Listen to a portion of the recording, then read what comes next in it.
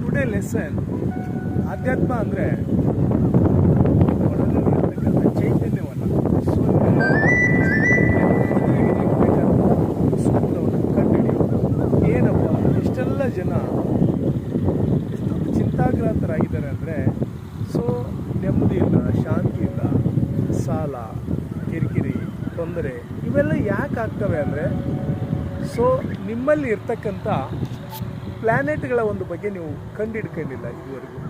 ಕೆಲವೊಬ್ರು ಹೇಳ್ತಾರೆ ನಾನು ತುಂಬ ಧ್ಯಾನ ಮಾಡಬೇಕನ್ಸುತ್ತೆ ಬಟ್ ಆಗ್ತಾ ಇಲ್ಲ ಅಂತ. ಸ್ವಲ್ಪ ದಿನ ಧ್ಯಾನ ಆಗುತ್ತೆ ಮತ್ತೆ ಧ್ಯಾನ ಆಗ್ತಾ ಇಲ್ಲ. ಯಾಕೆ ಅಂದರೆ ನಿಮ್ಮ ಜಾತಕದಲ್ಲಿ ನಿಮ್ಮ ಚಂದ್ರ ಮತ್ತು ಶನಿ ಕೆಲವು ಗ್ರಹಗಳ ಬಲಾಬಲ ಏನಿದೆ ಅದು ಕೆಲವು ಸ್ಥಾನದಲ್ಲಿ ಉಚ್ಚ ಸ್ಥಾನದಲ್ಲಿದ್ದರೆ, ಶನಿ 12ನೇ ಮನೆಯಲ್ಲಿದ್ದಾಗ ಉಚ್ಚ ಸ್ಥಾನದಲ್ಲಿ ಇದ್ದ ಅಂದರೆ ನೀವು ಸ್ಪಿರಿಚುವಲ್ ಗ್ರೋತಲ್ಲಿ ತುಂಬ ಅದ್ಭುತವಾದ ಸಾಧನೆಯನ್ನು ಮಾಡ್ತೀವಿ.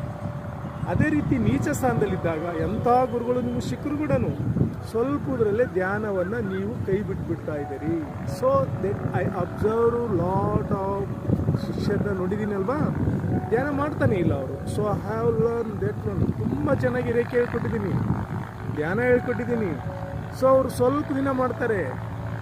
ಲಾಸ್ಟ್ ಟೈಮ್ 2014 ಅಂಜನಾದ್ರಿ ಬೆಟ್ಟದಲ್ಲಿ ದೊಡ್ಡ ದೊಡ್ಡ ಕಾರ್ಯಕ್ರಮಗಳನ್ನು ಮಾಡಿದೆ, ರೇಖಿ ಕಾರ್ಯಕ್ರಮಗಳನ್ನ. ತುಂಬ ಜನ ಸ್ವಲ್ಪ ದಿನ ಕಲ್ತರು, ಆಮೇಲೆ ಮತ್ತೆ ಬಿಟ್ಬಿಟ್ರು. ಈಗ ಬರ್ತಾ ಇದ್ದಾರೆ, ಗುರುಜಿ ನನಗೆ ಧ್ಯಾನನೇ ಆಗ್ತಾ ಇಲ್ಲ, ಅಂಜನಾದ್ರಿ ಬೆಟ್ಟದಲ್ಲಿ ಆದಂಥ ಧ್ಯಾನದ ಎಫೆಕ್ಟ್ ಈಗ ಬರ್ತಾ ಇಲ್ಲ ಅಂತ ಹೇಳ್ತಿದ್ದಾರೆ.